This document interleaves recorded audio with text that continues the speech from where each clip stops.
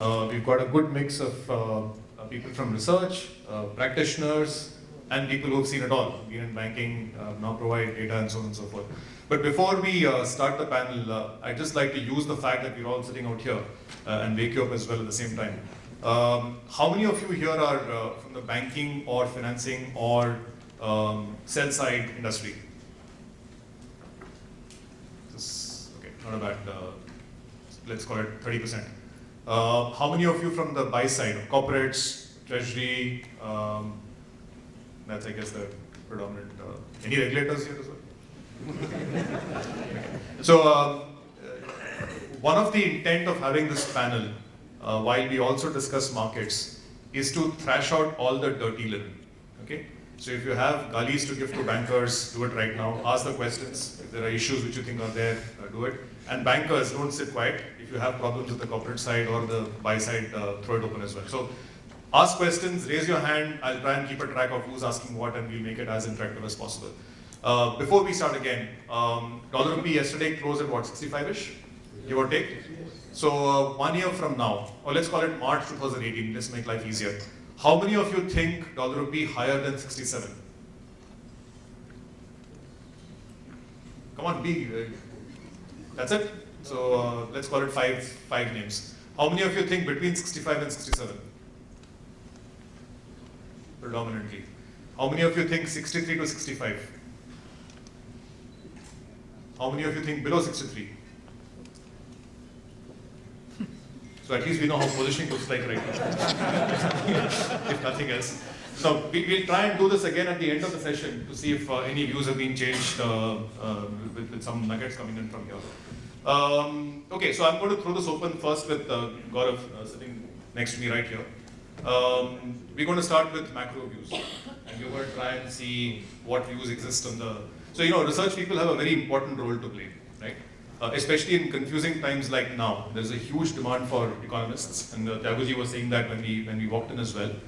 And the good thing about them is when they give a view, when you try and force a view out of them, even if they don't have one, right? Give a view. So you force a view out. If they're right, then you have the upside. It was my view. If they're wrong, it was all his fault, right? So very, very useful, utility in the system. So let's start with the global markets and global macroeconomics. Extremely confusing place as things stand. So shine light on it. Thanks, Anand. Well, actually, the global economy at this point in time is in a far better place compared to where we were in 2008. I think 2008 for all of us was a turning point. And I think from 2008 onwards, we've seen three major shake-ups of the global economy. Global financial crisis, followed by the Eurozone sovereign crisis, and then the sharp correction in commodity prices and the shock related to that. I think, and of course, let's not forget, China had a bit of a shock moment in 2015-16 where capital started to flow out suddenly, and the $3 trillion, excess of $3 trillion of reserves did not look sufficient, and they had to resort to capital out controls and all that. But as we stand in 2017, I think as 2017 is coming to an end, we are what economists love to use this term Goldilocks.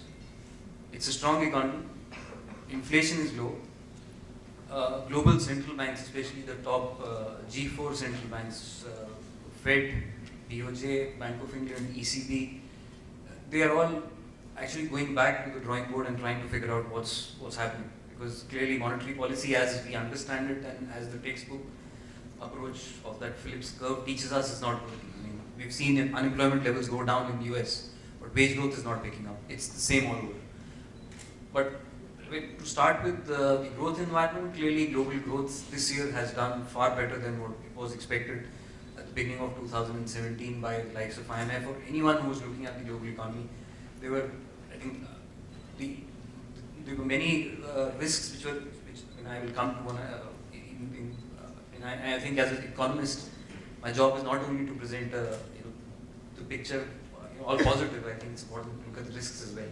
But first of all, I think 2017 is the year where the first time since 2008 we are seeing a synchronized global recovery, led in fact by China, where growth is accelerating for the first time since 2008. irrespective of what the